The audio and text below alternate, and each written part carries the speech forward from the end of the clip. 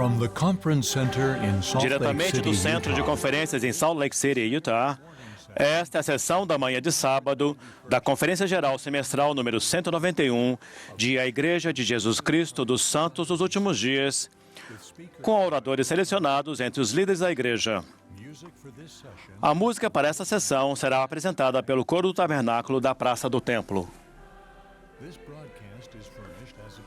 Esta transmissão é um serviço público fornecido pela Bonneville Distribution.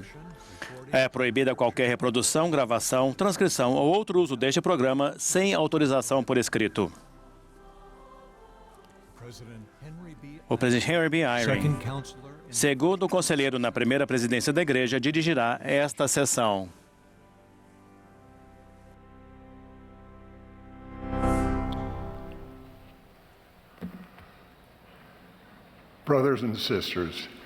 Irmãos e irmãs, sejam muito bem-vindos à sessão da manhã de sábado da Conferência Geral Semestral número 191 de A Igreja de Jesus Cristo dos Santos dos Últimos Dias.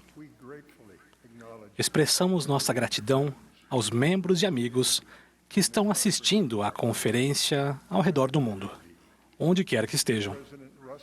O presidente Russell M. Nelson, que preside esta conferência, pediu-me que eu dirigisse esta sessão. Estamos felizes por estarmos reunidos novamente no centro de conferências. No entanto, com o número reduzido de pessoas devido às restrições associadas à Covid-19. Reconhecemos as autoridades gerais e os líderes gerais que estarão presentes durante a conferência, e aqueles, em menor número, que estão sentados ao púlpito. Reconhecemos com gratidão o serviço do Elder Dean M. Davis, nosso amigo e companheiro, que faleceu no dia 31 de agosto de 2021. O Elder Davis foi um homem extraordinário que serviu 9 anos no Bispado Presidente e, mais recentemente, servia como 70 à autoridade geral. Expressamos nosso amor e nossas sinceras condolências à irmã Darla Davis e a seus filhos e netos. A música para esta sessão será apresentada pelo Coro do Tabernáculo da Praça do Templo, sob a direção de Mac Wilbur e Ryan Murphy, com Andrew Answorth e Jessica Peoples ao órgão. Como devem ter notado, reduzimos o número de membros do coro a fim de que houvesse o distanciamento social adequado. Medidas de prevenção à Covid-19 também foram seguidas durante os ensaios. Todos os participantes foram totalmente vacinados contra a Covid-19 e foram testados recentemente para garantir que não estivessem infectados pelo vírus. O coro deu início a essa sessão cantando Tudo que habita sobre os céus. E agora cantará Vinde, ó filhos do Senhor. A oração de abertura será oferecida pelo Elder Jeremy R. Yagi, dos 70.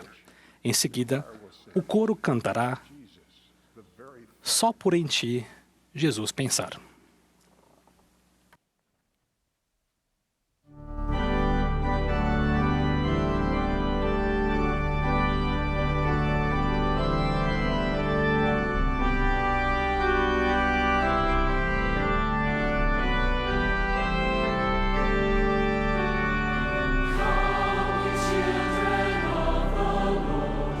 Let us sing with one accord. Let us praise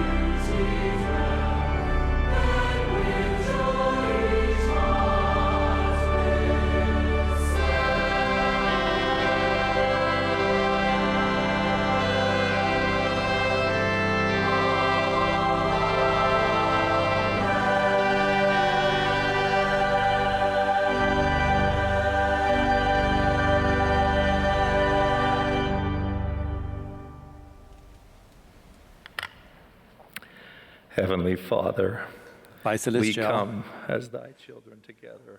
chegamos a Ti como Teus filhos de todo o mundo e agradecemos a Ti pela oportunidade de nos reunirmos.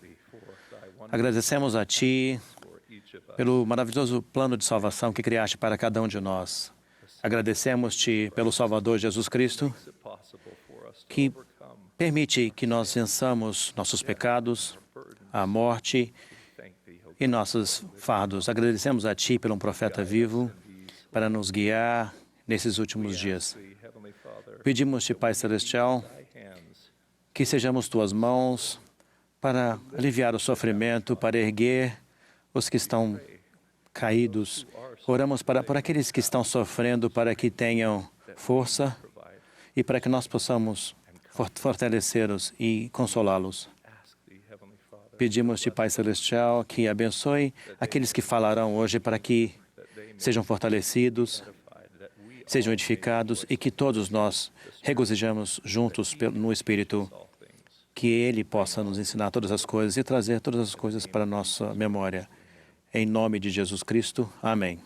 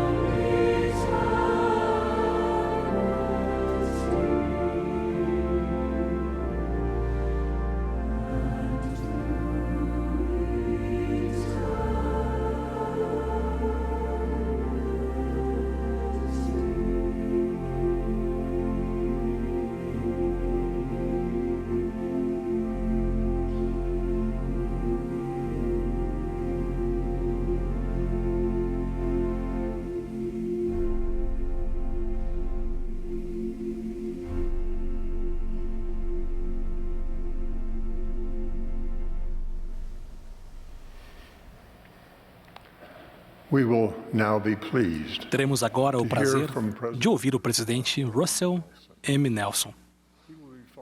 Ele será seguido pelo elder Jeffrey R. Holland, do Quórum dos 12 Apóstolos. Após as palavras do Elder Holland, ouviremos a irmã Bonnie H. Cordon, que serve como presidente-geral das moças,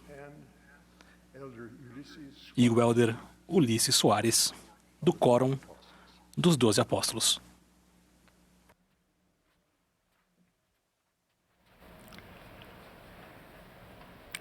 My dear brothers and sisters, Meus welcome queridos to General irmãos e Conference. irmãs, sejam bem-vindos à Conferência Geral. É uma grande alegria estar com vocês. Tenho pensado em vocês quase que incessantemente nos últimos 6 meses. Tenho orado a respeito de vocês e em favor de vocês. Nas últimas semanas, tenho orado fervorosamente para que esta conferência seja um momento de reflexão e de revelação para todos os que buscam essas bênçãos. Estamos muito felizes por falar a vocês do Centro de Conferências mais uma vez. A maioria dos assentos permanece vazia, mas a presença de alguns membros do Coro do Tabernáculo já é um progresso maravilhoso. Sejam todos bem-vindos, onde quer que estejam, a esta conferência que, em sua maior parte, é realizada virtualmente. Ainda estamos enfrentando os danos causados pela Covid-19 e por suas variantes. Agradecemos por seguirem nosso conselho e as orientações dos especialistas médicos e das autoridades governamentais de sua própria região. Reunimos-nos a cada conferência geral conforme orientados pelo Senhor. O formato da conferência geral tem mudado ao longo dos anos. Quando eu era mais jovem, a conferência durava 3 ou 4 dias. Posteriormente, a conferência foi reduzida para 2 dias. Todas as mensagens, no passado e atualmente, são o resultado de orações sinceras e de muita preparação espiritual. As autoridades gerais e os líderes gerais da igreja, que falarão na conferência, concentrarão sua mensagem em nosso Salvador Jesus Cristo, em sua misericórdia e em seu infinito poder redentor. Nunca houve uma época na história do mundo em que o conhecimento de nosso Salvador fosse tão essencial e relevante para cada alma humana, individualmente. Imaginem a rapidez com que os conflitos devastadores em todo o mundo e os de nossa vida pessoal seriam resolvidos se todos escolhessem seguir a Jesus Cristo e dar ouvidos a seus ensinamentos. Assim sendo, convido-os a buscar estas 3 coisas durante esta conferência: a verdade pura, a doutrina pura de Cristo e a revelação pura. Ao contrário do que alguns pensam, realmente existe o que chamamos de o certo e o errado. Realmente existe uma verdade absoluta, uma verdade eterna. Uma das pragas de nossos dias é que poucas pessoas sabem onde buscar a verdade. Posso garantir-lhes que o que vocês ouvirão hoje e amanhã constitui a verdade pura. A doutrina pura de Cristo é poderosa. Ela muda a vida de todos os que a compreendem e que buscam implementá-la em sua vida.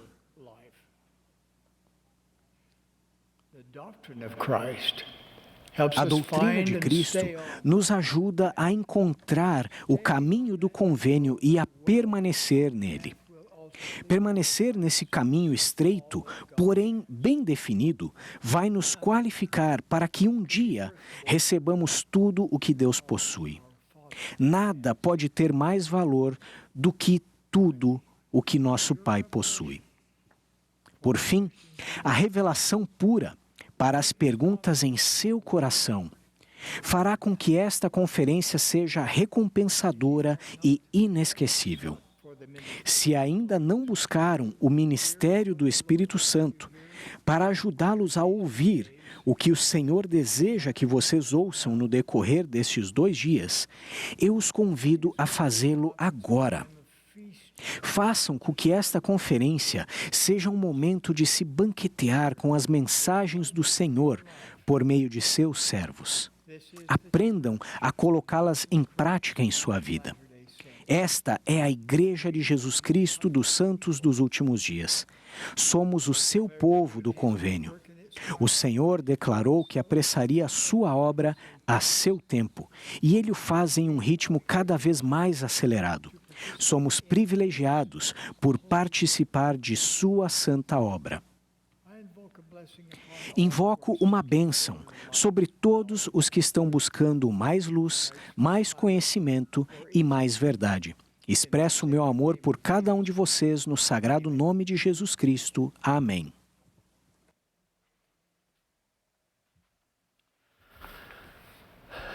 Thank you, President Nelson. Muito obrigado, We love and presidente sustain. Nelson. Nós o amamos e o apoiamos. Muito obrigado por essa introdução maravilhosa a esta conferência. As Escrituras narram a história de um jovem rico que correu até Jesus, ajoelhou-se a seus pés e, com nítida sinceridade, perguntou ao Mestre: "Que farei para herdar a vida eterna?" Após apontar uma extensa lista de mandamentos que esse rapaz havia guardado de maneira fiel, Jesus disse a ele que vendesse seus pertences, desse o valor obtido aos pobres, tomasse sua cruz e o seguisse. A ousadia dessa diretriz fez com que o jovem rico, a despeito de suas sandálias caras, ficasse sem chão e se retirasse de maneira triste, pois, como lemos nas Escrituras, ele possuía muitas propriedades. Evidentemente, esse é um importante relato de advertência a respeito do uso das riquezas e das necessidades dos pobres. Porém, em última análise, é uma história de devoção total e sem reserva à responsabilidade divina. Tendo riquezas ou não, devemos nos achegar a Cristo com o mesmo comprometimento resoluto a seu evangelho, algo que era esperado daquele rapaz.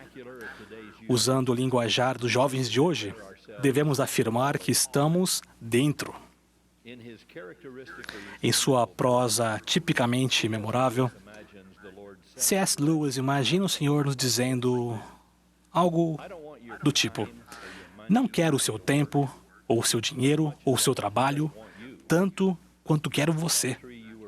Essa árvore que você está podando, não quero cortar um ramo aqui, outro ali. Quero abater tudo. E aquele dente, não quero raspá-lo, revesti-lo ou obturá-lo. Quero arrancá-lo. Na verdade, quero que você me entregue todo o seu ser natural e dar-lhe-ei um novo ser. Na verdade, dar-lhe-ei de mim mesmo. Minha vontade se tornará sua vontade." Bem, todos os que falarão a nós nesta conferência geral dirão, de uma forma ou de outra, o que Cristo disse àquele homem rico: "Aproxime-se de seu Salvador. Achegue-se completa e sinceramente.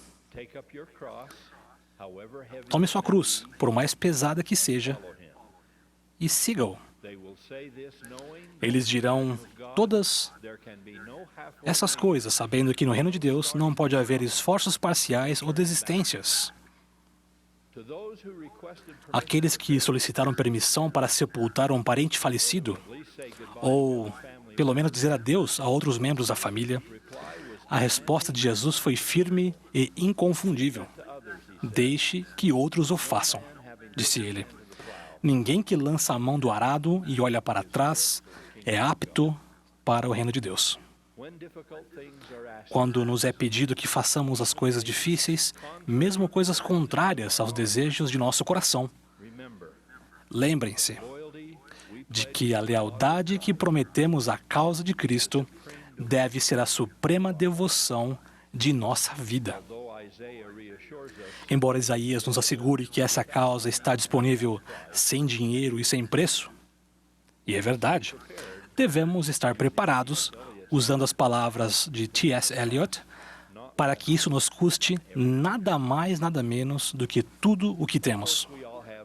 É claro que todos temos certos hábitos, falhas ou circunstâncias pessoais que poderiam nos impedir de ter uma completa imersão espiritual nesta obra.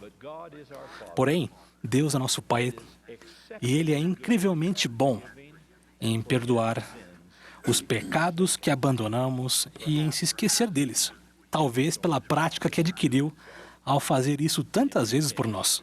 De qualquer modo, a ajuda divina para cada um de nós, sempre que desejarmos mudar nosso comportamento. Deus mudou o coração de Saul em outro. Ezequiel ordenou todas as pessoas da antiga Israel a rejeitar seu passado e a fazer-lhes um coração novo e um espírito novo. Alma proclamou que uma grande transformação expandiria a alma. E o próprio Jesus ensinou que aquele que não nascer de novo não pode ver o reino de Deus. A possibilidade de mudar e de viver de maneira mais elevada, claramente, sempre foi uma das dádivas de Deus para aqueles que a buscam. Amigos, no presente momento, encontramos todos os tipos de divisão e subdivisão, conjuntos e subconjuntos, tribos digitais e identidades políticas, com hostilidade mais que necessária acontecendo. Não deveríamos nos perguntar se, usando as palavras do presidente Nelson, não devemos buscar uma vida de modo mais elevado e mais sagrado? Assim sendo, faremos bem nos lembrar daquela impressionante época no livro de Mórmon, em que as pessoas fizeram essa mesma pergunta e a responderam de maneira tão assertiva. E aconteceu que não havia contendas entre todo o povo em toda a terra, em virtude do amor a Deus que existia no coração do povo. E não havia invejas, nem disputas, nem qualquer espécie de lascívia, e certamente não poderia haver povo mais feliz entre todos os povos criados pela mão de Deus. Não havia ladrões, nem assassinos, nem havia lamanitas, nem qualquer espécie de itas. Mas eram um, os filhos de Cristo, e herdeiros do reino de Deus. E quão abençoados eram eles. Bem, qual é a chave para essa súbita mudança em direção a uma vida de satisfação e felicidade? Ela se encontra em uma frase específica desses versículos. O amor a Deus existia no coração do povo. Quando o amor a Deus determina o tom de nossa própria vida, do relacionamento que temos uns com os outros e, finalmente, de nosso sentimento por toda a humanidade, antigas diferenças, rótulos limitadores e divisões imaginárias começam a desaparecer e a paz aumenta. Foi exatamente isso o que aconteceu em nosso exemplo do livro de Mórmon. Não havia mais lamanitas, jacobitas, josefitas ou zoramitas. Não havia nenhuma espécie de itas. O povo havia adotado apenas uma nova identidade mais sublime. Conforme lemos, todos eram conhecidos como os filhos de Cristo. É evidente que estamos falando a respeito do primeiro grande mandamento dado à família humana. Amar a Deus completamente, sem reserva e com toda nossa devoção, ou seja, de todo o nosso coração, poder, mente e força. Esse amor a Deus é o primeiro grande mandamento no universo. Mas a primeira grande verdade no universo é que Deus nos ama exatamente dessa maneira. Completamente, sem reserva e com toda a devoção de todo o seu coração, poder, mente e força. E quando essas forças majestosas de seu coração e de nosso coração se unem sem restrição, há uma autêntica explosão de poder espiritual e moral. Então, como escreveu Teilhard de Chardin, pela segunda vez na história do mundo, o homem terá descoberto o fogo. É nesse momento, e somente nesse momento, que poderemos guardar eficazmente o segundo grande mandamento, de modo não superficial ou trivial. Se amarmos a Deus o suficiente para tentarmos ser fiéis a Ele, Ele nos dará a habilidade, a capacidade, a vontade e os meios para amarmos o nosso próximo e a nós mesmos. Talvez, então, poderemos afirmar novamente: não poderia haver povo mais feliz entre todos os povos criados pela mão de Deus. Irmãos e irmãs, oro para que tenhamos sucesso naquilo em que o jovem rico falhou. Que tomemos a cruz de Cristo, por mais árduo que seja, e a despeito da dificuldade e do preço.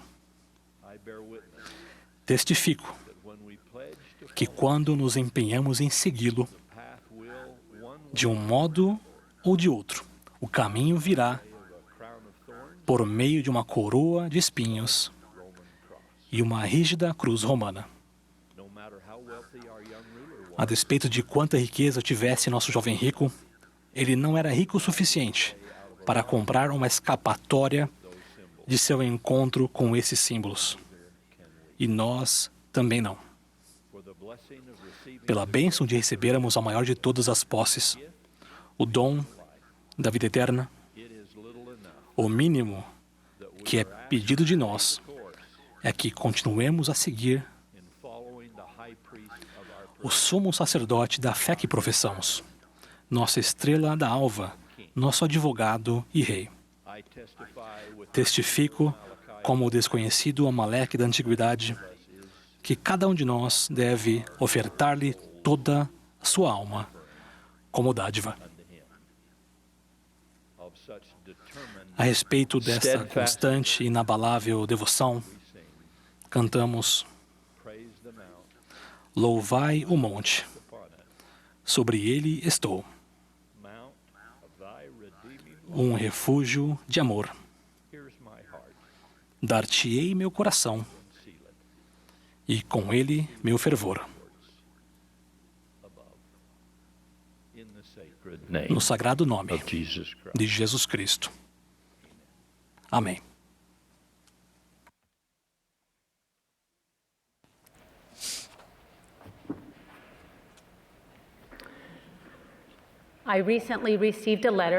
Recentemente, recebi uma carta de uma moça inquisitiva. Ela escreveu: "Eu me sinto estagnada. Não tenho certeza de quem sou, mas sinto que estou aqui para algo grandioso." Vocês já se sentiram dessa maneira? E se questionaram se o Pai Celestial sabe quem vocês são e se Ele precisa de vocês? Meus queridos jovens, e testifico a todos que a resposta é sim. O Senhor tem um plano para você. Ele preparou vocês para esta época, hoje, para que sejam uma força e uma potência para o bem em sua obra poderosa. Precisamos de vocês. Simplesmente não será tão grandioso sem vocês. Em circunstâncias sagradas, nosso amado profeta, o presidente Russell M. Nelson, lembrou-me de duas verdades simples que são essenciais para o grandioso e glorioso trabalho de vocês. Eu estava sentada no sofá com meu marido quando nosso profeta puxou sua cadeira para mais perto, quase encostando seus joelhos nos nossos, e olhou para mim com seus penetrantes olhos azuis. Eu não tinha certeza se meu coração estava disparado ou se tinha parado completamente quando ele me chamou para servir como presidente-geral das moças. Ele fez uma pergunta que ainda toca meu coração. Bonnie, qual é a coisa mais importante que os jovens precisam saber? Ponderei por um momento e disse: eles precisam saber quem são. Sim, exclamou ele. E eles precisam conhecer seu propósito. Você é um filho querido e amado do Pai Celestial. Ele o ama com tamanha perfeição que enviou seu Filho unigênito, Jesus Cristo, para expiar por você e por mim. O amor que o Salvador tem por nós nunca falha, mesmo quando nós falhamos. Nada pode nos separar do amor de Deus.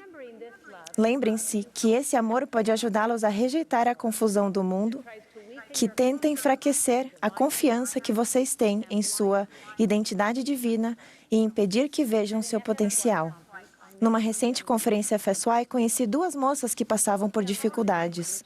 Ambas mencionaram que haviam se voltado à sua bênção patriarcal para redescobrir o amor do Senhor e sua orientação para a vida delas pessoalmente. Encontrem sua bênção patriarcal. Soprem a poeira se precisarem, mas a estudem com frequência. Se vocês não tiverem uma bênção patriarcal, recebam a sua logo. Não demorem para descobrir o que o Senhor deseja lhes dizer agora sobre quem são. A segunda verdade que o presidente Nelson nos disse naquele dia foi sobre conhecermos nosso propósito. Esse é nosso grandioso e nobre encargo. Há muitos anos, meu filho Tanner tinha uns 5 anos de idade quando participou de seu primeiro jogo de futebol. Ele estava entusiasmado. Assim que chegamos ao jogo, percebemos que a trave do campo em que seu time estava jogando tinha um tamanho oficial. Não era uma mini trave, mas uma trave enorme que parecia grande demais para crianças de 5 anos. O jogo tomou proporções surreais quando vi Tanner assumir a posição do goleiro. Eu fiquei tão surpresa. Ele realmente entendia seu propósito em guardar a rede? Ouviu-se o apito e ficamos tão envolvidos no jogo que esquecemos do Tanner. De repente, um dos jogadores da equipe adversária pegou a bola e driblou rapidamente em direção a ele. Olhei para meu filho para me certificar de que ele estava pronto para se manter firme na defesa do gol. Vi algo que não esperava. Em algum momento do jogo, Tanner se distraiu e começou a passar o braço esquerdo por buracos da rede. Depois, ele fez o mesmo com o braço direito. Em seguida, foi o pé esquerdo. Por fim, o pé direito. Tanner estava totalmente preso na rede. Ele havia esquecido seu propósito e o que lhe foi confiado fazer. Embora a carreira de Tanner no futebol não tenha durado muito tempo, nunca vou esquecer a lição que ele me ensinou naquele dia. Todos nós nos distraímos ocasionalmente do propósito de estarmos aqui e desviamos nossa energia para algum lugar. Uma das armas mais poderosas de Satanás é nos distrair com boas e ótimas causas, as quais, em tempos de necessidade, podem nos cegar e nos desligar da melhor causa, o verdadeiro trabalho para o qual fomos chamados ao virmos a este mundo. Nosso propósito eterno é nos achegar a Cristo e nos unir ativamente a Ele em seu grande trabalho. É tão simples quanto fazer o que o presidente Nelson ensinou. Sempre que fazemos algo para ajudar alguém a fazer e a cumprir seus convênios com Deus, estamos ajudando a coligar Israel. E quando fazemos seu trabalho ao lado dele, passamos a conhecê-lo e amá-lo mais. Procuramos continuamente achegar-nos ao Salvador por meio da fé. Estimamos buscar o arrependimento e guardamos os mandamentos. Ao nos ligar a Ele por meio de convênios e ordenanças, nossa vida é preenchida com mais confiança, proteção e profunda e duradoura alegria. Ao nos achegarmos a Ele, vemos as outras pessoas através de seus olhos. Acheguem-se a Cristo. Acheguem-se agora, mas não o façam sozinhos. O Evangelho de Jesus Cristo não é somente bom. Ele é essencial para todas as pessoas. Não há outro caminho ou meio pelo qual o homem possa ser salvo, a não ser em Cristo e por intermédio dele. Precisamos de Jesus Cristo. O mundo precisa de Jesus Cristo. Lembrem-se, a melhor maneira de melhorarem o mundo é preparando-o para Cristo, convidando as pessoas a segui-lo. Há uma história no livro de Mórmon que fala com poder que o Salvador ressuscitado passou algum tempo com os nefitas. Vocês conseguem imaginar como deve ter sido? Quando Cristo anunciou que deveria retornar ao Pai, Ele olhou novamente para a multidão que o cercava. Ao ver lágrimas nos olhos do povo, ele soube que o coração deles ansiava para que ele permanecesse. Cristo perguntou: Tendes enfermos entre vós? Trazei-os aqui. Há entre vós coxos, ou cegos, ou surdos, ou pessoas que estejam aflitas de algum modo? Trazei-os aqui, e eu os curarei. Com grande compaixão, ele não definiu limites e chamou todas as pessoas que estivessem aflitas de algum modo. Amo o fato de que nada é muito grande ou muito pequeno para Jesus Cristo curar. Ele conhece nossas dores e roga que levemos a Ele os ansiosos e deprimidos, os cansados, os orgulhosos e os incompreendidos, os solitários ou as pessoas que estejam aflitas de algum modo. E toda a multidão adiantou-se e Ele curou a todos. E tanto os que haviam sido curados como os que eram sãos prostraram-se aos seus pés e adoraram-no. Sempre que leio isso, pergunto a mim mesma: quem vou levar a Cristo? Quem vocês vão levar? Podemos olhar novamente, assim como Jesus fez, para termos certeza de que ninguém foi esquecido e que todos sejam convidados a conhecê-lo? Permitam que eu compartilhe um exemplo de como isso pode ser simples. Minha amiga Peyton, de 15 anos de idade, tinha uma meta de ler 5 versículos das Escrituras durante o jejum todos os dias, mas ela não o fazia sozinha. Ao olhar novamente, Peyton convidou seus pais e irmãos, até mesmo seu irmão de 5 anos.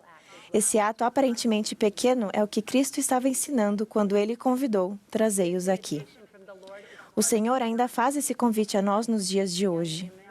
Moças e rapazes, comecem agora, em sua própria casa. Espero que orem e perguntem ao Pai Celestial como vocês podem apoiar seus pais à medida que eles continuam a chegar-se a Cristo. Eles precisam de vocês assim como vocês precisam deles. Em seguida, orem novamente para seus irmãos, amigos e vizinhos. Quem vocês vão levar a Cristo? Nosso Salvador declarou: Eis que eu sou a luz. Eu dei-vos o exemplo. Sentiremos o amor e a paz do Salvador ao nos unirmos a Ele para salvar a família de Deus, pois Ele prometeu: quem me segue não andará em trevas, mas terá a luz da vida. Que época gloriosa para se estar engajado na causa de Cristo.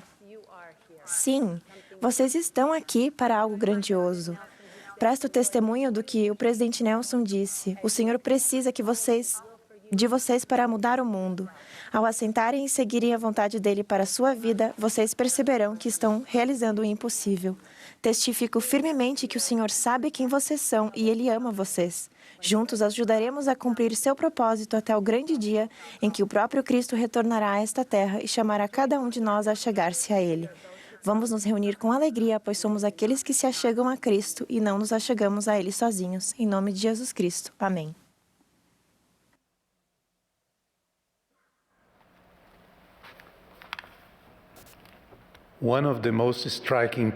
Um dos princípios mais relevantes ensinados pelo Salvador durante seu ministério terreno foi tratar as pessoas com compaixão. Vamos considerar esse princípio e sua aplicação prática, levando em conta o relato da visita de Jesus à casa de Simão, o fariseu. O Evangelho de Lucas relata que certa mulher, considerada pecadora, entrou na casa de Simão enquanto Jesus estava lá. Em humilde contrição, aquela mulher se aproximou de Jesus, lavou seus pés com suas lágrimas, os enxugou com seus cabelos e em seguida os beijou e os ungiu com um unguento especial. O orgulhoso anfitrião, que se considerava moralmente superior àquela mulher, falava consigo mesmo em tom de censura e arrogância. Se este fosse profeta, bem saberia quem e qual é a mulher que o tocou, porque é pecadora. A atitude de superioridade do fariseu o levou a julgar injustamente tanto Jesus como aquela mulher. Porém, em sua onisciência e conhecendo a mente de Simão, o Salvador, em sua sabedoria, contestou a atitude condescendente do fariseu, assim como o admoestou quanto à sua falta de cortesia ao receber um convidado especial como o Salvador em sua casa. Na realidade, a reprimenda tão direta de Jesus ao fariseu serviu como testemunho de que Jesus, de fato, possuía o dom da profecia e que aquela mulher, com um coração humilde e contrito, estava arrependida e havia sido perdoada de seus pecados. Como tantos outros acontecimentos ocorridos durante o ministério de Jesus na Terra, esse relato demonstra mais uma vez que o Salvador agia compassivamente, sem distinção, com todos aqueles que se achegavam a ele, especialmente com os que necessitavam de sua ajuda. A contrição e o amor reverente demonstrados a Jesus por aquela mulher eram uma evidência de seu arrependimento sincero e desejo de receber a remissão de seus pecados. Contudo, o complexo de superioridade de Simão, aliado à dureza de seu coração, impediu-o de demonstrar empatia por aquela alma arrependida. Além disso, Simão se referiu ao Salvador do mundo com indiferença e menosprezo. Sua atitude expressou que seu modo de vida nada mais era do que uma restrita e vazia observância de regras e uma externalização de suas convicções por meio de enaltecimento pessoal e falsa santidade. A ministração complacente e personalizada de Jesus nesse episódio demonstra o modelo perfeito de como devemos interagir com o nosso próximo. As Escrituras contêm inúmeros exemplos de como o Salvador, movido por sua profunda e eterna compaixão, relacionava-se com as pessoas naquela época. Ele ajudava aqueles que sofriam e andavam fatigados e desgarrados, como ovelhas que não têm pastor. Ele estendia sua misericordiosa mão aos que necessitavam de alívio de seus fardos, tanto físicos como espirituais. A atitude compassiva de Jesus tem sua raiz na caridade, ou seja, seu puro e perfeito amor, que é a essência de seu sacrifício expiatório. Compaixão é uma característica fundamental dos que buscam santificação, e essa característica divina se entrelaça com outros atributos cristãos, tais como chorar com os que choram, demonstrar empatia, misericórdia e bondade. A expressão da compaixão por outras pessoas é, na realidade, a essência do Evangelho de Jesus Cristo e uma evidência marcante de nossa proximidade espiritual e emocional ao Salvador. Além disso, a expressão de compaixão por outras pessoas sinaliza o nível de influência que ele exerce em nosso modo de ser, demonstrando a grandeza de nosso espírito. É importante notar que as ações compassivas do Salvador não eram manifestações ocasionais e legisladas, que tinham como base uma lista de tarefas a serem cumpridas. Eram expressões cotidianas da realidade de seu puro amor a Deus e aos filhos dele, assim como seu desejo constante de ajudá-los. Jesus era capaz de identificar as necessidades dos indivíduos, mesmo a longa distância. Por isso, não é de se estranhar que, imediatamente após ter curado o servo de um certo centurião, Jesus tenha viajado de Cafarnaum a uma pequena cidade chamada Naim.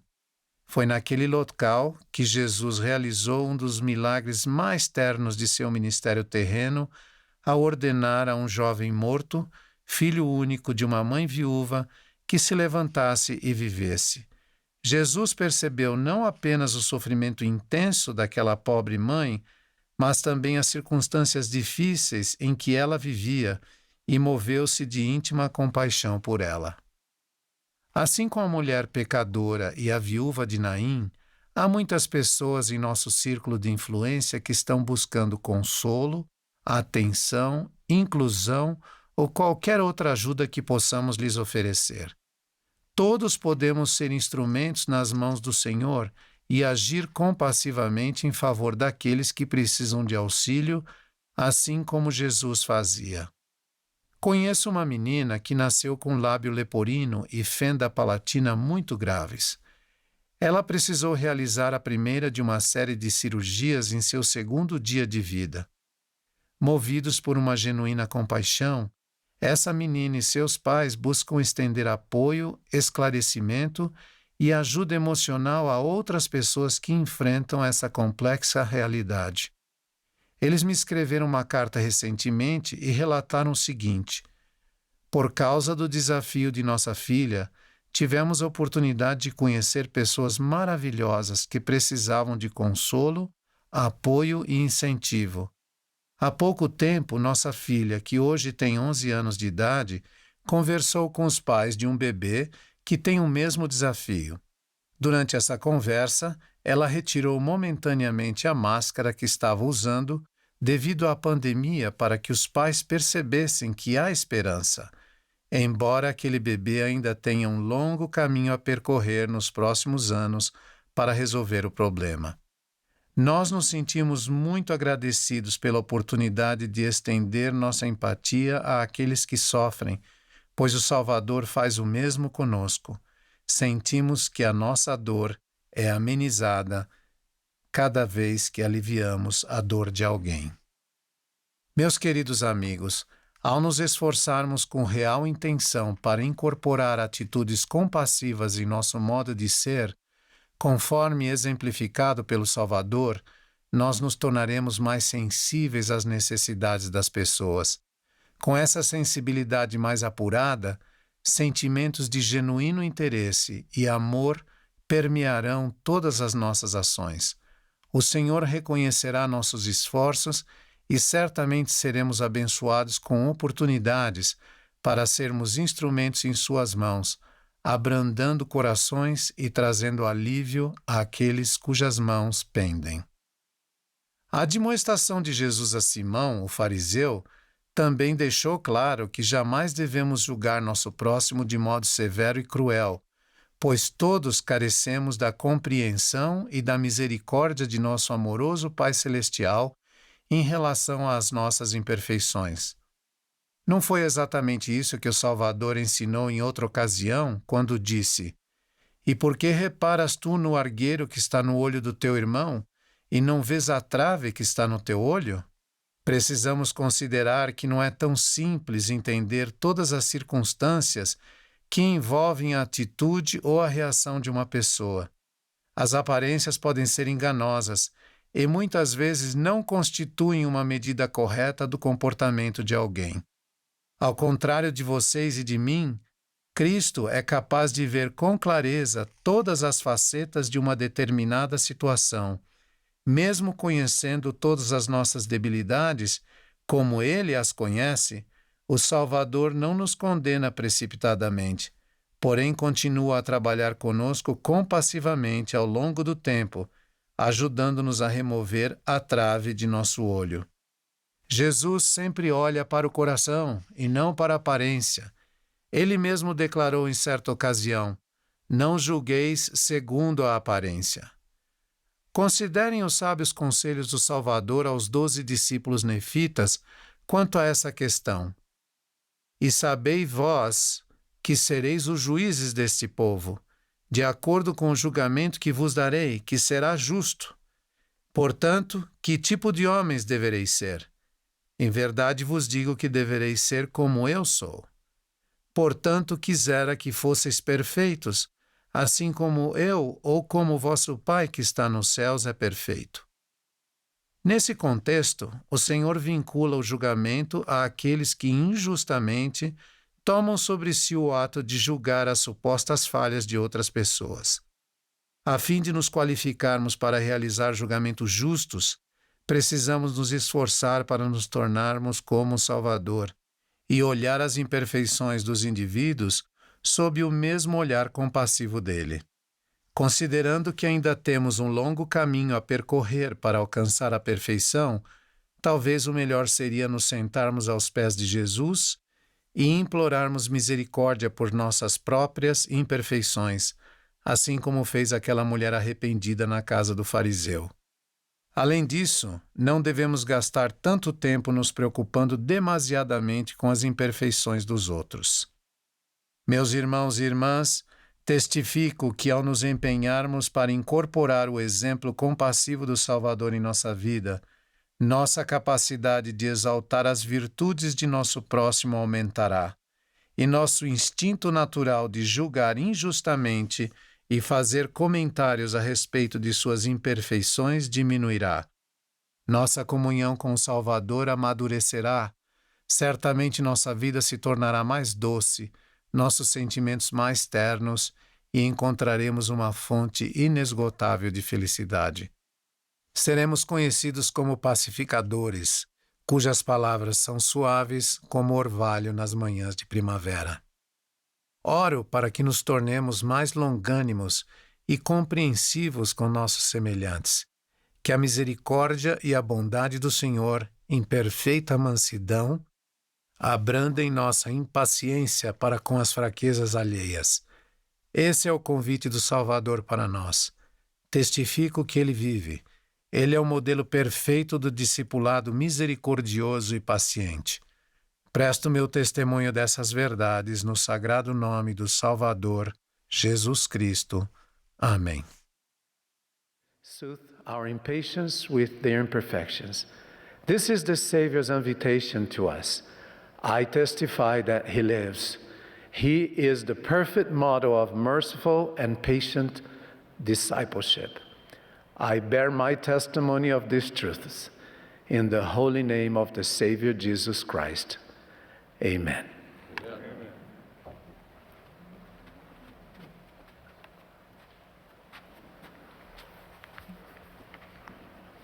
The congregation will now join the choir. O coro e a congregação agora cantarão juntos Trabalhamos Hoje. Após o hino, ouviremos o Elder D. Todd Christofferson, do Quórum dos 12 Apóstolos. Em seguida, ouviremos os Elders Clark G. Gilbert e Patrício M. Giuffra, dos 70.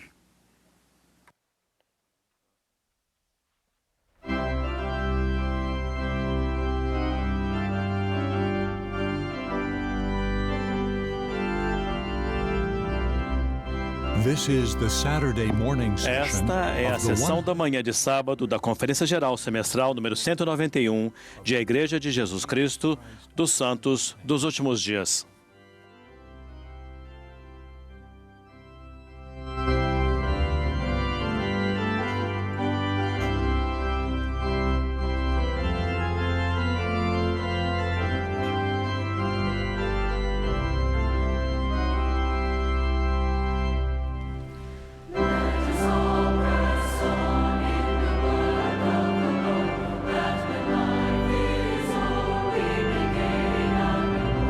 Yeah.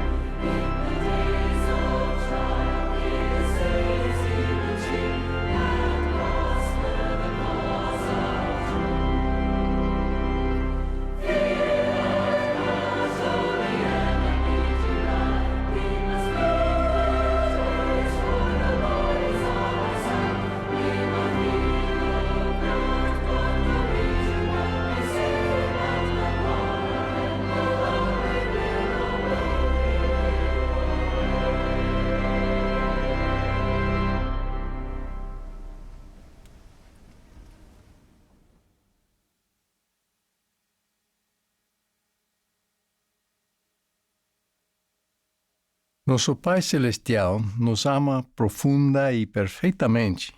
Em seu amor, Ele criou um plano de redenção e felicidade, para colocar a nosso alcance todas as oportunidades e alegrias que desejamos receber, inclusive tudo o que Ele tem e é. Para esse intento, Ele estava disposto a até mesmo oferecer seu amado Filho Jesus Cristo como nosso Redentor, porque Deus amou o mundo de tal maneira que deu o seu Filho unigênito, para que todo aquele que nele crê não pereça, mas tenha vida eterna. Ele é um Pai de puro amor, universal a todos, contudo pessoal para cada um.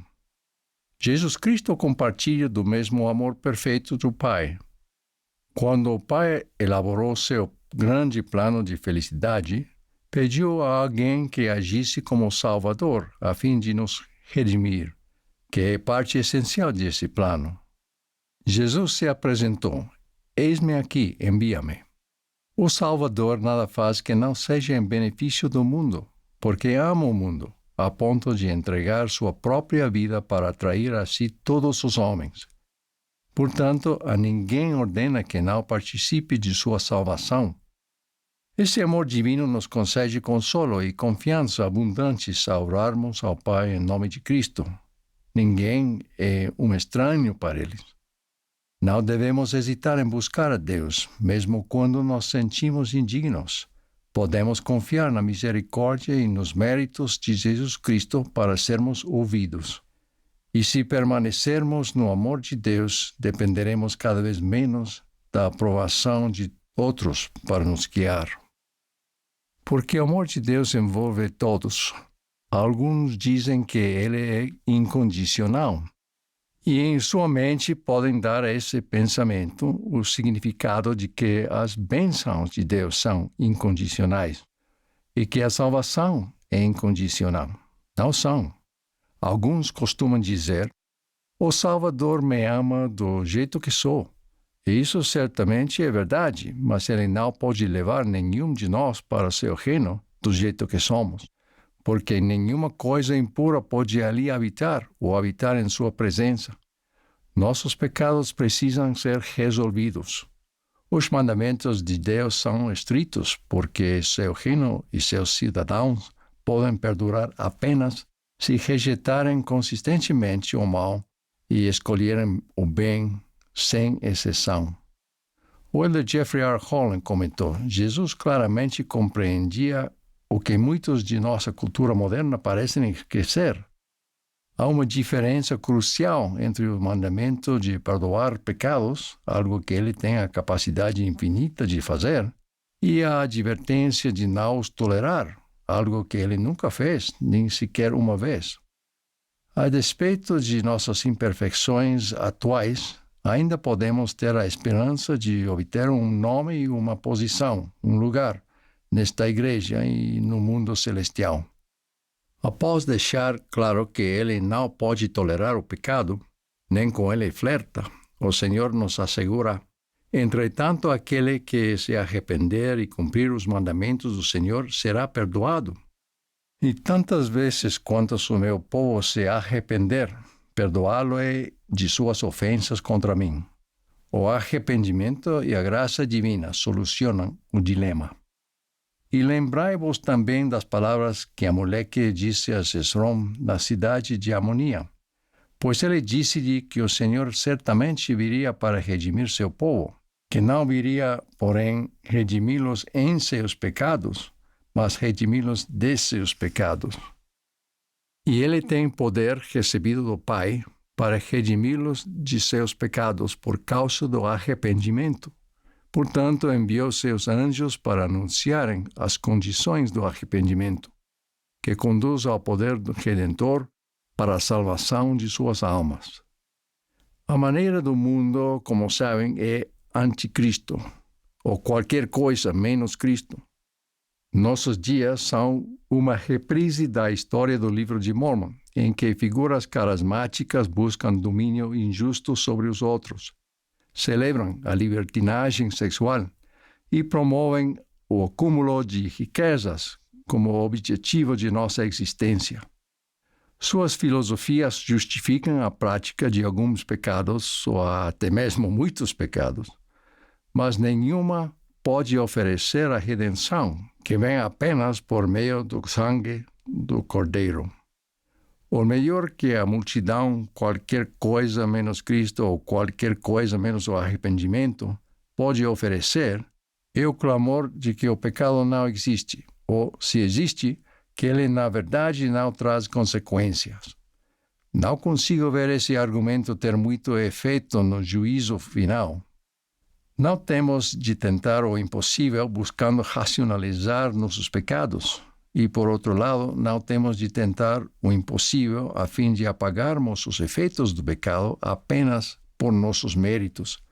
Nossa religião não busca racionalizar, nem busca o perfeccionismo, mas sim a redenção por meio de Jesus Cristo. Por meio de sua expiação, nossos pecados são pregados em sua cruz e somos perdoados e purificados. Sempre me impressionei com o grande amor dos profetas de Deus, assim como também o senti em suas advertências contra o pecado. Eles não são motivados pelo desejo de condenar. Seu verdadeiro desejo reflete o amor de Deus. Na verdade, seu desejo é o amor de Deus. Eles amam aqueles a quem são enviados, sem importar quem ou como sejam. Da mesma maneira que o Senhor, seus servos não desejam que ninguém sofra as dores do pecado e das más escolhas. Alma foi enviado para declarar a mensagem de arrependimento e redenção a um povo desprezível, cujo desejo era perseguir, torturar e até mesmo matar os cristãos, inclusive o próprio Alma. Contudo, ele os amou e ansiou por sua salvação.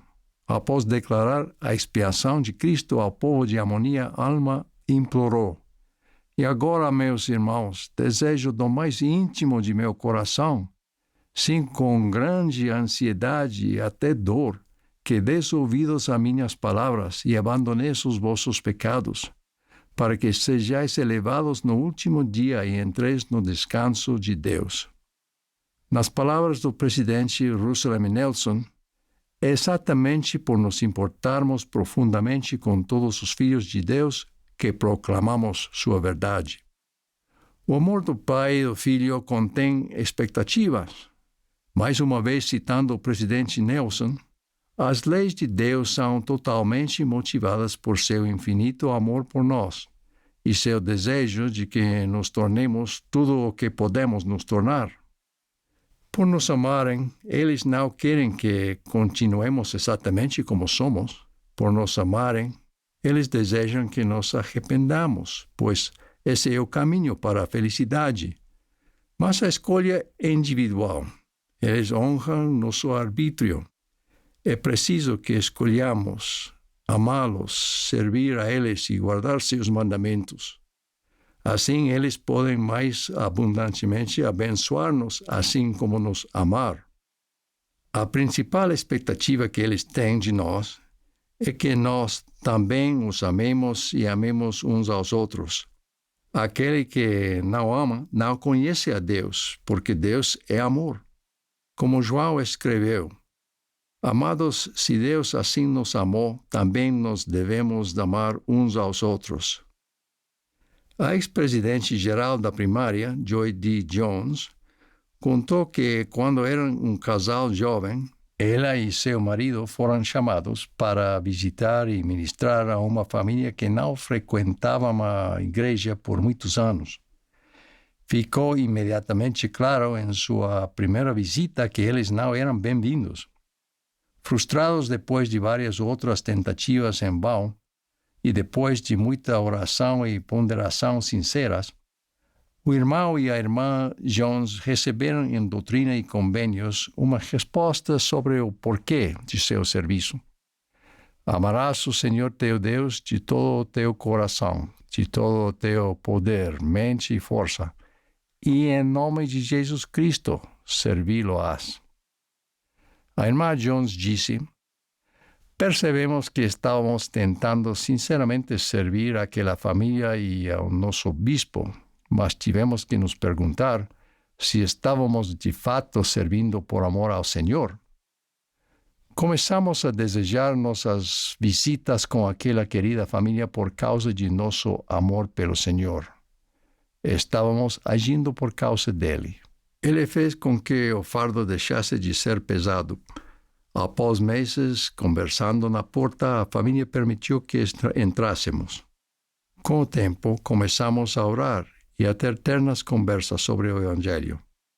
Desenvolvemos uma amizade duradoura.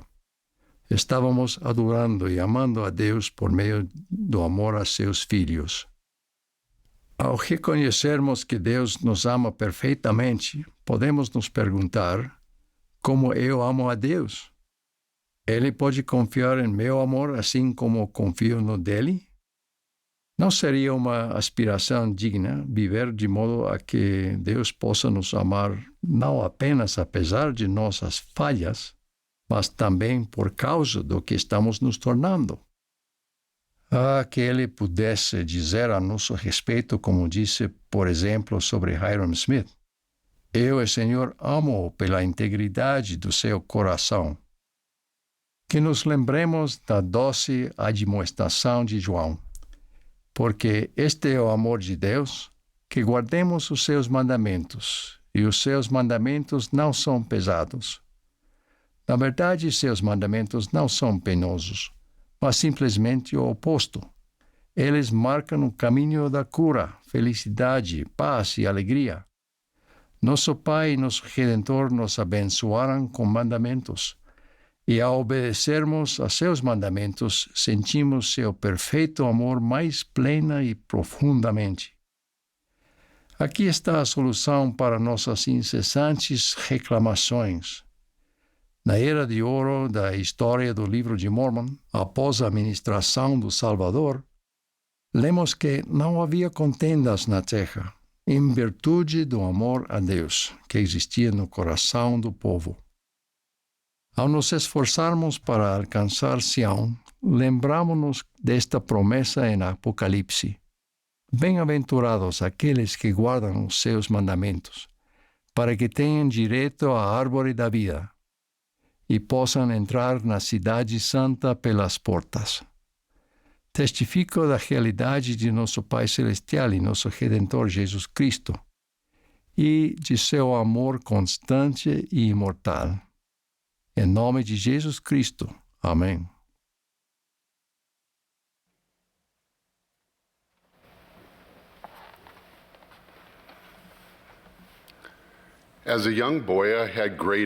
Quando eu era jovem, eu tinha grandes ambições. Certo dia, após voltar da escola, perguntei: mãe, o que devo ser quando crescer? Um jogador profissional de basquete ou uma estrela do rock? Desprovido desses talentos, infelizmente, não mostrei nenhum sinal de subsequente fama nos esportes ou na música.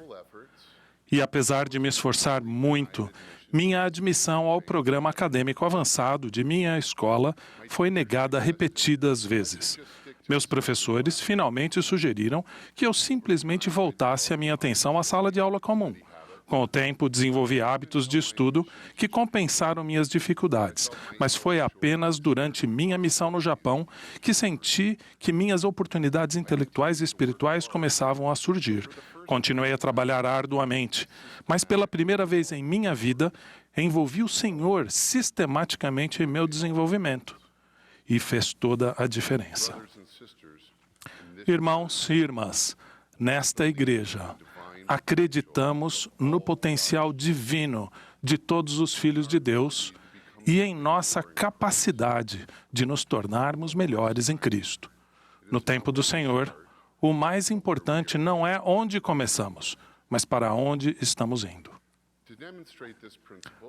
Para demonstrar esse princípio, usarei um conceito básico de matemática. Por favor, não entrem em pânico ao ouvirem a palavra matemática na conferência geral.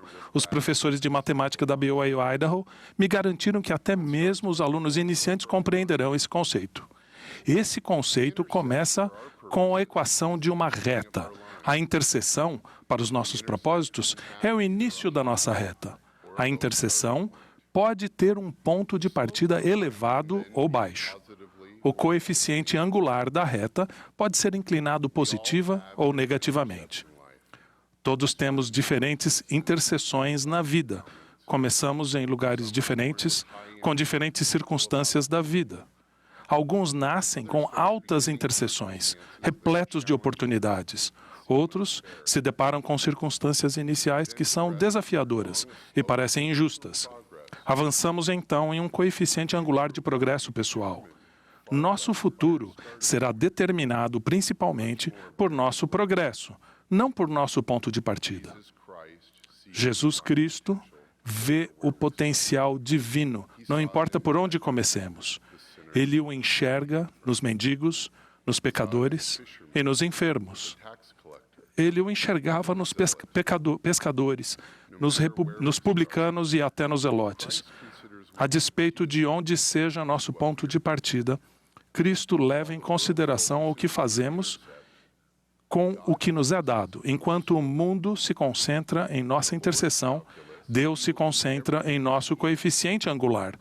No cálculo do Senhor, Ele fará tudo o que for possível para nos ajudar a direcionar nosso coeficiente angular para o céu.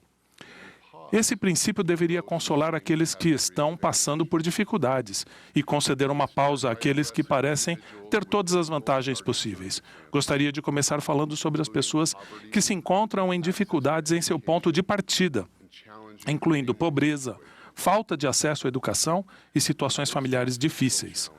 Outras pessoas têm deficiências físicas, passam por desafios relacionados à saúde emocional ou têm fortes predisposições genéticas. Para as pessoas que se encontram em dificuldades em seu ponto de partida, reconheçam que o Salvador está ciente de nossos desafios. Ele tomou sobre si as nossas enfermidades, para que se lhe enchessem de misericórdia as entranhas, para que soubesse como nos socorrer de acordo com as nossas enfermidades. Gostaria de citar 2 áreas de incentivo para aqueles que se deparam com circunstâncias iniciais difíceis. Em primeiro lugar, voltem sua atenção para onde estão indo, não para onde começaram. Seria errado ignorar essas circunstâncias. Elas são reais e precisam ser abordadas. Mas concentrar-se demais em um ponto de partida difícil pode fazer com que isso os defina e até restrinja sua capacidade de escolher. Há alguns anos, servi com um grupo de jovens de bairros pobres de Boston, Massachusetts, que eram, em grande parte, novos no Evangelho e quanto às expectativas da igreja. Foi tentador confundir minha empatia e minha preocupação pela situação deles com um desejo de rebaixar os padrões de Deus. Acabei percebendo que a maneira mais poderosa de demonstrar meu amor era nunca diminuir minhas expectativas. Usando tudo e todo o conhecimento que eu tinha, concentramo-nos no potencial que eles tinham. E cada um deles começou a elevar seu coeficiente angular. O crescimento deles no Evangelho foi gradual, mas constante. Hoje, eles já serviram missão, estão formados na faculdade, casaram-se no templo e estão levando uma vida pessoal e profissional extraordinária. Em segundo lugar, envolvam o Senhor no processo de elevar seu coeficiente angular. Durante meu serviço como reitor da BYU Pathway Worldwide, lembro-me de participar de um grande devocional em Lima, Peru, no qual o elder Carlos A. Godoy foi o orador. Ao olhar para a congregação, ele parecia perplexo ao observar tantos alunos fiéis, muitos dos quais faziam parte da primeira geração de estudantes universitários de sua família. Talvez refletindo sobre sua própria trajetória, em meio a circunstâncias como essas, o elder Godoy declarou com emoção: "O Senhor vai ajudá-los mais do que vocês podem ajudar a si mesmos." Então, envolvam o Senhor nesse processo. O profeta Nefe ensinou que é pela graça que somos salvos, depois de tudo o que pudermos fazer. devemos fazer nosso melhor, o que inclui o arrependimento, mas é somente por meio de sua graça que podemos alcançar nosso potencial divino. Por fim, gostaria de compartilhar 2 conselhos para aqueles que se encontram em um ponto de partida elevado. Em primeiro lugar, podemos demonstrar humildade quanto às circunstâncias que não foram criadas por nós mesmos. Conforme citou o ex-reitor da BYU, Rex E. Lee, a seus alunos: todos já bebemos de poços que não cavamos e nos aquecemos em fogueiras que não acendemos. Ele então pediu aos seus alunos que devolvessem o que receberam e reabastecessem os poços educacionais que os antigos pioneiros haviam construído. Falhar em semear novamente os campos plantados por outras pessoas pode ser o equivalente a devolver um talento sem um acréscimo. Segundo lugar, concentrar-nos em um ponto de partida elevado muitas vezes nos aprisiona, fazendo-nos sentir que estamos prosperando quando, na verdade, o nosso coeficiente angular interior parece estar estagnado. O professor de Harvard, Clayton Christensen, ensinou que as pessoas mais bem-sucedidas são as mais humildes, porque elas são confiantes o suficiente para ser corrigidas e aprender com qualquer pessoa. Elder D. Todd Christofferson nos aconselhou a aceitar de bom grado e até mesmo solicitar a correção. Mesmo quando as coisas parecem estar indo bem, devemos buscar oportunidades de melhorar por meio das orações, a despeito de começarmos em circunstâncias favoráveis ou difíceis. Só alcançaremos nosso pleno potencial quando fizermos com que Deus seja nosso companheiro. Recentemente conversei com um educador de destaque nacional que perguntou a respeito do sucesso da BYU Pathway. Ele era inteligente e sua pergunta foi sincera, mas ele claramente desejava obter uma resposta secular. Mostrei a ele nossos programas de retenção e nosso trabalho de mentoria. No entanto, concluí dizendo: todas essas práticas são boas, mas o verdadeiro motivo pelo qual nossos alunos estão progredindo é porque ensinamos a eles seu potencial divino. Já imaginou se durante toda a sua vida lhe dissessem que você não é capaz de ser bem-sucedido? Então pense a respeito do impacto de ser ensinado que você é realmente um filho ou filha de Deus com possibilidade divina. Ele fez uma pausa e então respondeu simplesmente: isso é poderoso. Irmãos e irmãs, um dos milagres desta igreja, a igreja do Senhor, é que cada um de nós pode se tornar melhor em Cristo. Não conheço nenhuma outra organização que dê a seus membros mais oportunidades de servir, de retribuir, de se arrepender e de se tornar pessoas melhores. A despeito de nos encontrarmos em circunstâncias iniciais difíceis ou espiritualmente favoráveis, que mantenhamos nossa visão e nosso coeficiente angular direcionados para o céu. Ao fazermos isso, Cristo nos conduzirá ao lugar mais elevado. Em nome de Jesus Cristo. Amém.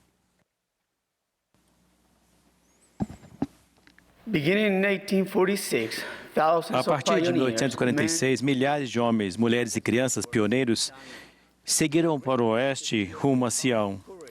A grande fé que possuíam inspirou sua imensa coragem. Para alguns, essa viagem nunca terminou, pois morreram ao longo do caminho. Outros, enfrentando grandes adversidades, progrediram com fé. Graças a eles, após algumas gerações, minha família desfrutou das bênçãos do verdadeiro Evangelho de Jesus Cristo. Semelhante ao que certo rapaz passou, de quem falarei posteriormente, eu tinha 14 anos quando comecei a questionar a religião e minha fé. Eu frequentava uma igreja de outra denominação perto de minha casa, mas tinha o desejo de visitar outras igrejas diferentes. Certa tarde, notei 2 rapazes de terno escuro e camisa branca entrando na casa de minha vizinha. Aqueles rapazes pareciam especiais. No dia seguinte, encontrei minha vizinha, Leonor Lopes, e perguntei a ela sobre aqueles 2 homens. Leonor me explicou que eram missionários da Igreja de Jesus Cristo dos Santos dos Últimos Dias. Com alegria, ela me disse que sua família tinha sido batizada na igreja 1 ano antes. Ao ver meu interesse, Leonor me convidou para conhecer os missionários e aprender sobre a igreja. 2 dias depois, fui à casa da família Lopes para conhecer os missionários. Eles se apresentaram como Elder John Messerly, de Ogden, Utah, e Elder Christopher Osorio, de Walnut Creek, na Califórnia. Jamais os esquecerei. Como eu tinha apenas 14 anos, o Elder Mersolin insistiu que fôssemos até minha casa para que minha mãe soubesse o que eles estavam me ensinando. Ali, ele geralmente explicou que vieram compartilhar uma mensagem sobre Jesus Cristo e pediram permissão dela para me ensinar. Minha mãe concordou e até se juntou a nós enquanto me ensinavam. Os missionários pediram primeiramente a Leonor que oferecesse uma oração. Isso me tocou profundamente, porque a oração dela não era uma repetição de palavras decoradas, mas uma expressão de seu coração. Senti que ela estava realmente conversando com o Pai Celestial.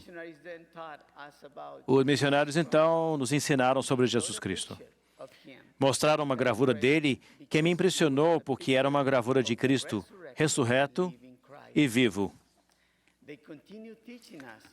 Eles continuaram ensinando-nos como Jesus Cristo estabeleceu sua igreja nos tempos antigos, com ele à frente, acompanhado por 12 apóstolos. Eles nos ensinaram sobre a apostasia, como a verdade e a autoridade de Cristo haviam sido tiradas da terra depois que seus apóstolos morreram. Eles nos contaram sobre um menino de 14 anos chamado José Smith, que no início dos anos 1800 visitou diversas igrejas em busca da verdade.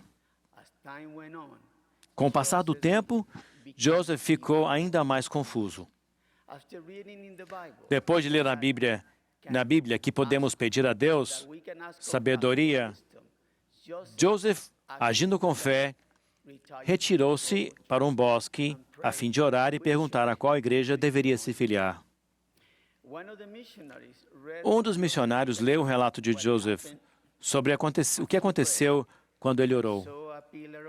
Vi um pilar de luz acima de minha cabeça, mais brilhante que o sol, que descia gradualmente sobre mim. Quando a luz pousou sobre mim, vi 2 personagens cujo esplendor e glória desafiam qualquer descrição, pairando no ar acima de mim. Um deles falou-me, chamando-me pelo nome, e disse, apontando para o outro, "Este é o meu filho amado, ouve-o." Durante essa lição, o Espírito me confirmou várias verdades. Primeiro, Deus ouve todas as orações sinceras de seus filhos, e o céu está aberto a todos, não apenas para alguns. Segundo, Deus, o Pai, Jesus Cristo e o Espírito Santo são 3 seres separados, unidos em seu propósito de levar a efeito a imortalidade e a vida eterna do homem. Terceiro, fomos criados à imagem de Deus.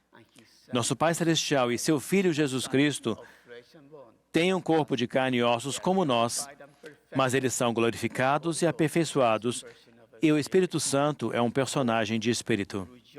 Quarto, por meio de Joseph Smith, Jesus Cristo restaurou seu Evangelho, a verdade e a verdadeira igreja na terra. A autoridade do sacerdócio conferida aos apóstolos de Cristo há 2000 anos, é a mesma autoridade do sacerdócio conferida a Joseph Smith e Oliver Cowdery por Pedro, Tiago e João. Por fim, aprendemos sobre outro testamento de Jesus Cristo, o Livro de Mórmon.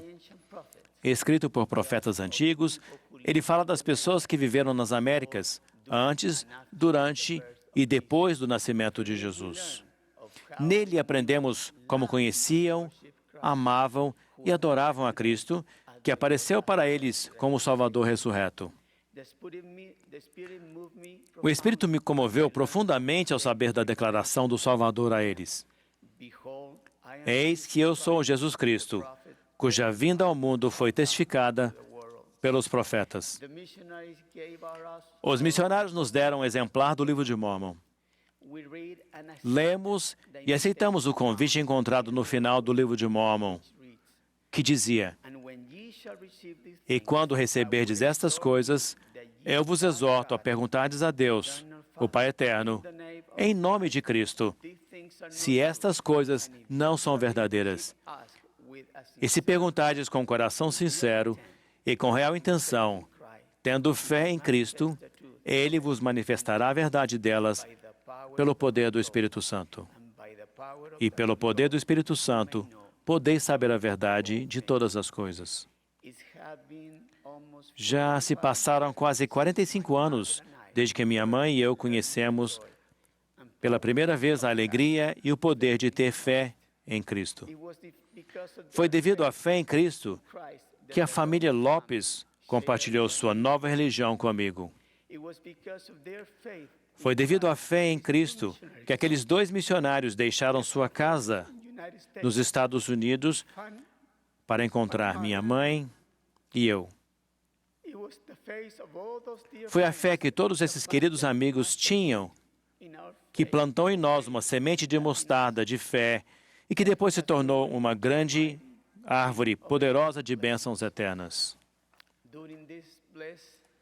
Durante esses anos abençoados, conhecemos, tal como o presidente Russell M. Nessel declarou, tudo o que é bom na vida, todas as bênçãos de significado eterno possíveis, começa com a fé.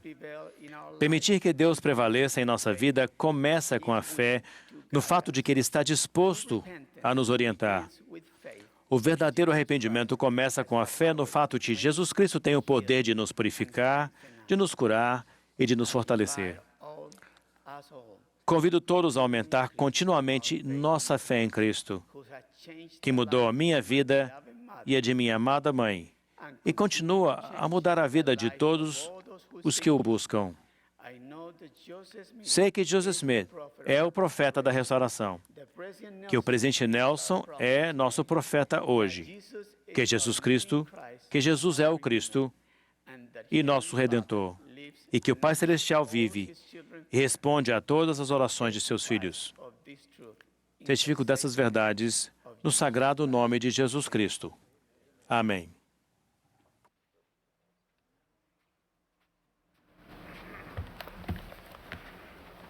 We express gratitude to the Tabernacle Choir at Temple Square for the beautiful music they have provided this morning. The choir will now favor us with I Will Follow God's Plan. Our concluding speaker for this session will be President Dallin H. Oaks. Dallin H. Oaks, primeiro conselheiro na primeira presidência. Após as palavras do presidente Oaks, o coro encerrará esta reunião cantando Eu sei que vive no Senhor. A oração de encerramento será oferecida pela irmã Amy A. Wright, segunda conselheira na presidência geral da primária.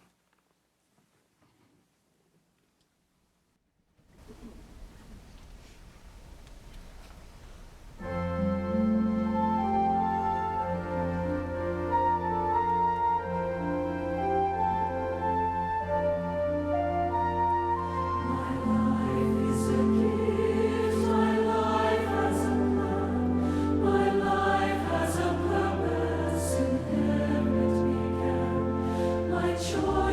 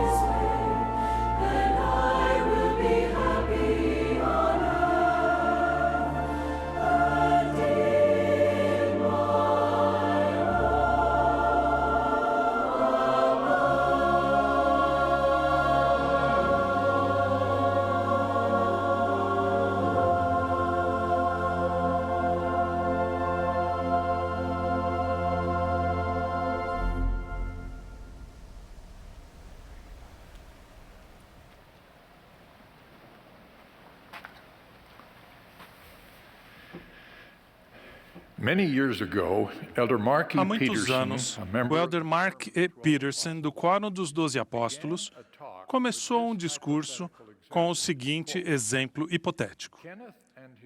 Kenneth e sua esposa, Lucille, são pessoas boas, honestas e íntegras. No entanto, eles não vão à igreja e sentem que podem viver bem sem ela. Ensinam seus filhos a ser honestos e virtuosos e dizem a si mesmos que isso é praticamente tudo o que a igreja faria por eles.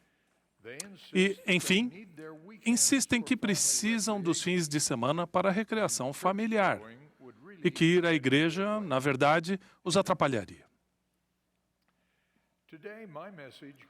Hoje, minha mensagem diz respeito a essas pessoas boas e religiosas que pararam de ir à igreja ou de participar dela. Quando digo igreja, incluo sinagogas, mesquitas e outras organizações religiosas. Preocupa-nos ver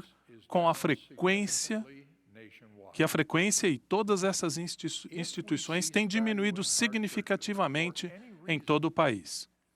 Se deixarmos de valorizar nossas igrejas por qualquer motivo que seja, ameaçamos nossa vida espiritual, e o fato de muitas pessoas se distanciarem de Deus reduz as bênçãos de Deus para nossas nações. Frequentar uma igreja e servir ativamente nela nos ajuda a ser melhores e aumentar nossa influência positiva na vida de outras pessoas. Na igreja, somos ensinados a aplicar os princípios religiosos. Aprendemos uns com os outros.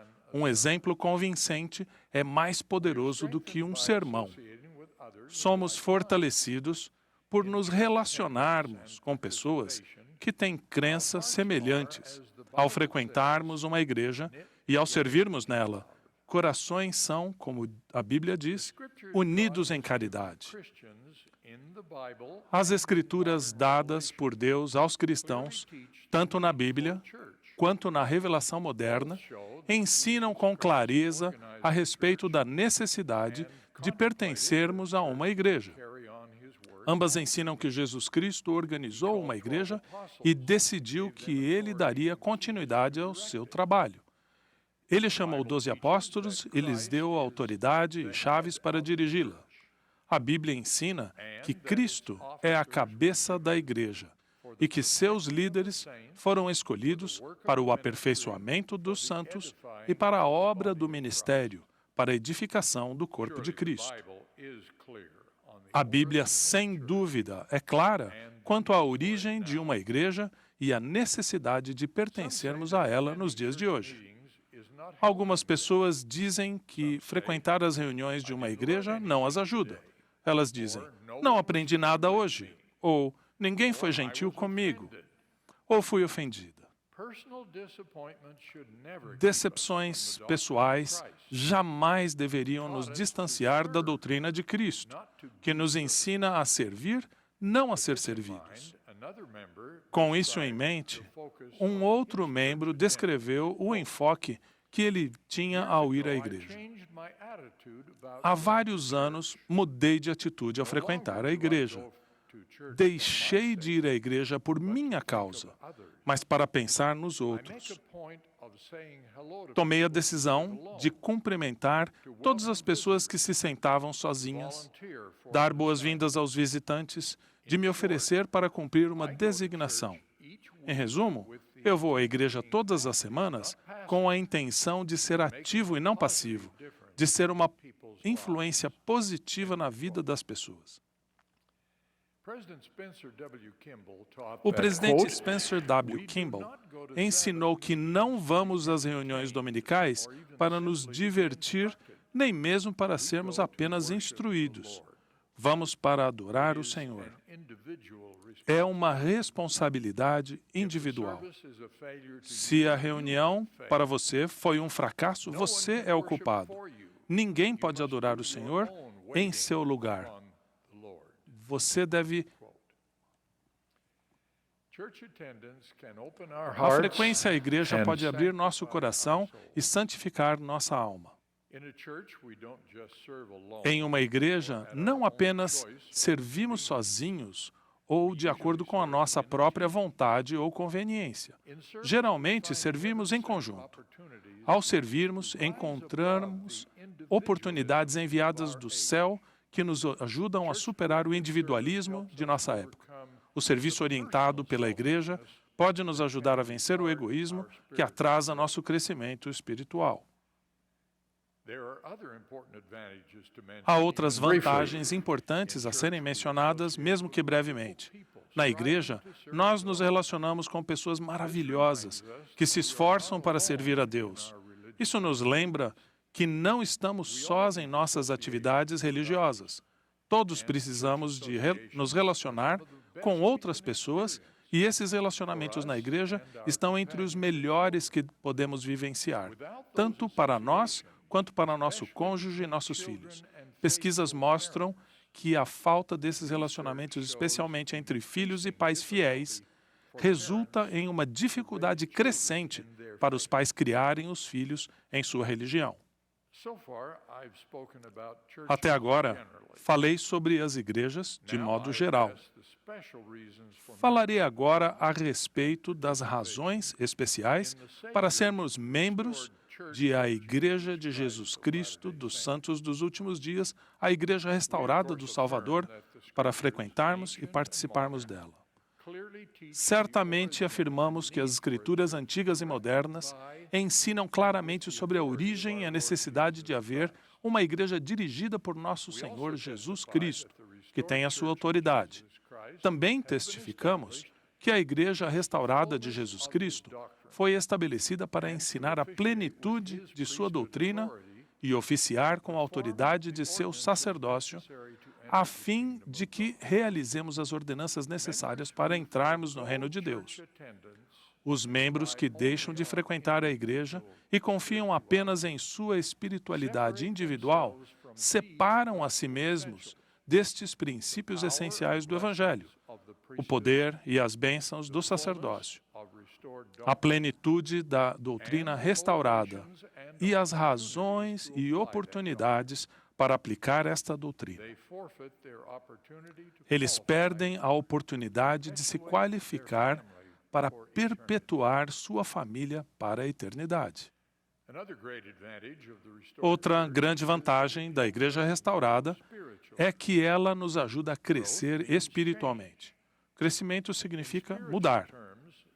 Em termos espirituais, isso significa arrepender-se e buscar aproximar-se mais do Senhor. Na Igreja Restaurada, temos a doutrina, os procedimentos e ajudantes inspirados que nos auxiliam no arrependimento.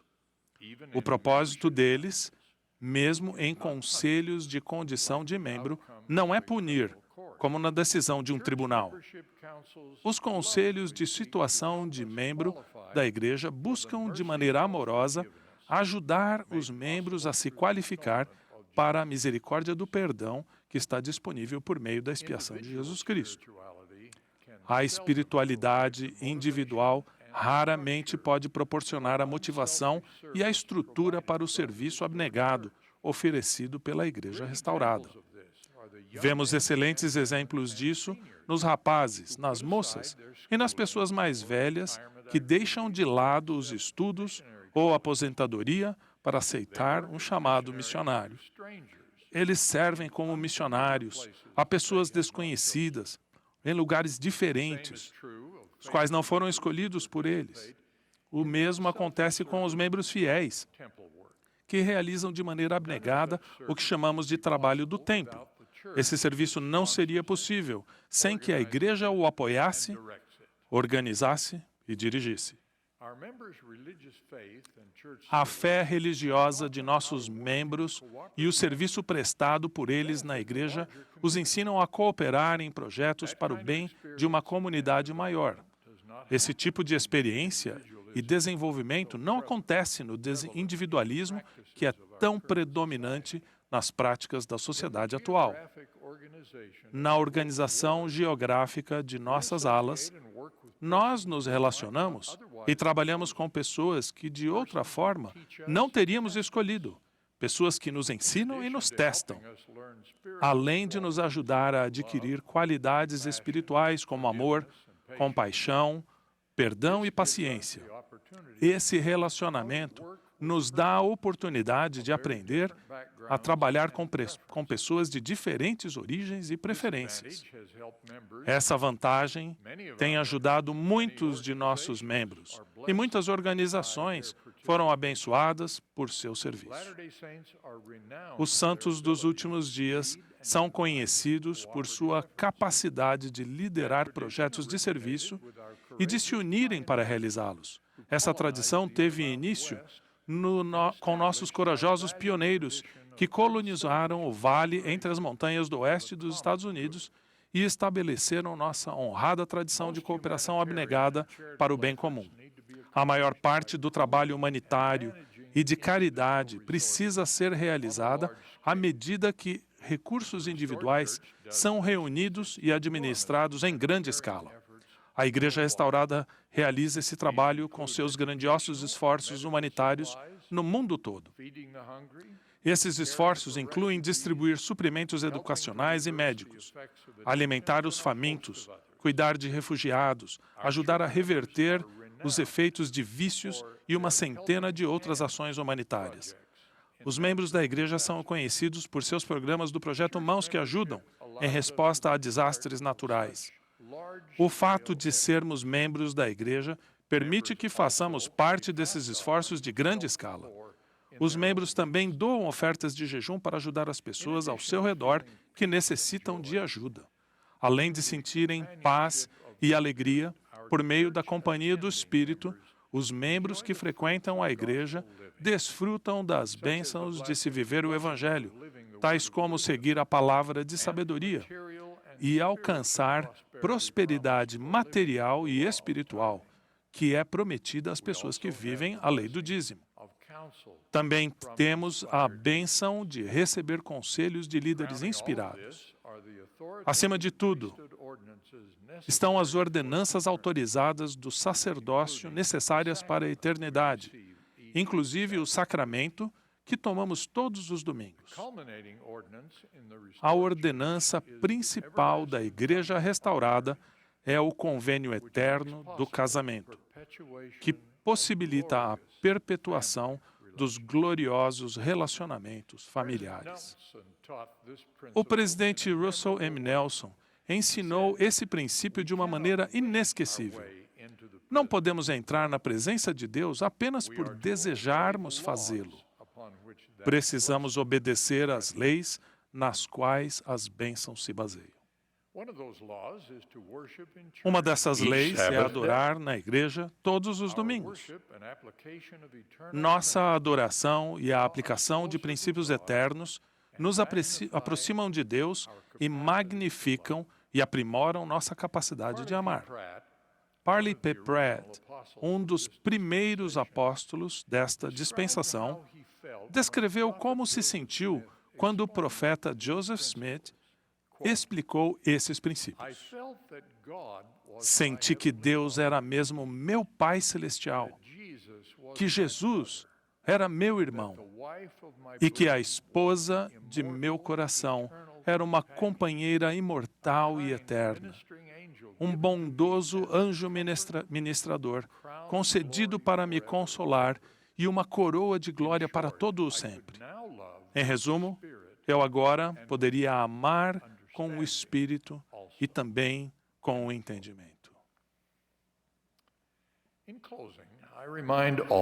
Ao encerrar meu discurso, lembro a todos que não acreditamos que o bem só possa ser realizado por meio de uma igreja. Independentemente de uma igreja, vemos milhões de pessoas apoiando e realizando inúmeras boas obras. Individualmente, os santos dos últimos dias participam de muitas delas. Vemos essas boas obras como uma manifestação da verdade eterna de que o Espírito dá luz a todo homem que vem ao mundo.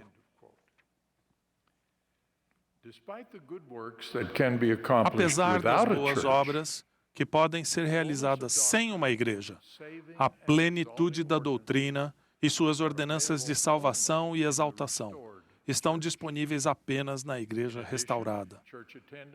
Além disso, a frequência à Igreja nos dá a força e o fortalecimento da fé que advém do relacionamento com outros fiéis e da adoração com pessoas que também estão se esforçando para permanecer no caminho do convênio e ser melhores discípulos de Cristo.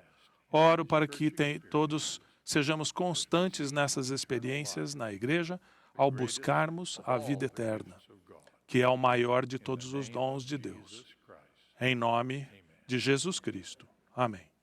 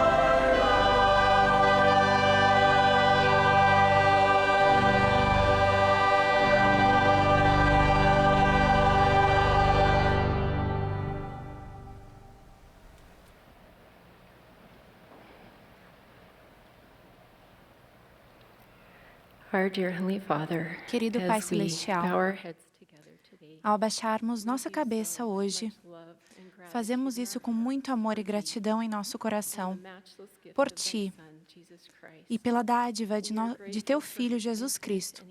Somos gratas e gratos pela expiação infinita dEle e pela aplicação dessa expiação em nossa vida. Somos gratos, Senhor, pelo sacrifício e pelo privilégio que temos de viver hoje.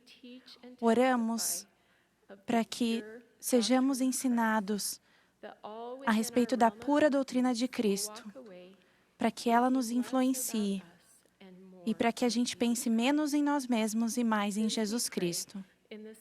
Oramos por isso no nome sagrado de nosso amigo mais constante, Jesus Cristo. Amém.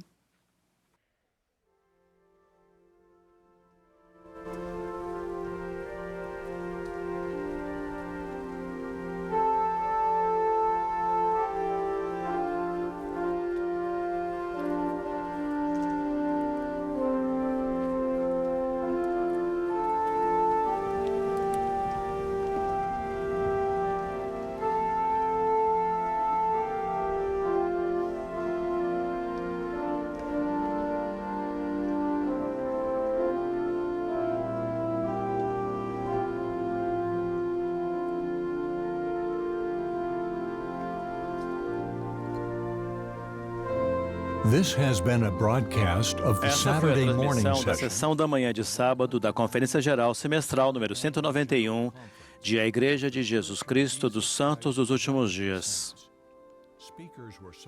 Os oradores foram selecionados entre os líderes da igreja. A música foi apresentada pelo coro do tabernáculo da Praça do Templo. Esta transmissão foi fornecida como serviço público da Bonneville Distribution. É proibida qualquer reprodução, gravação, transcrição ou outro uso deste programa sem autorização por escrito.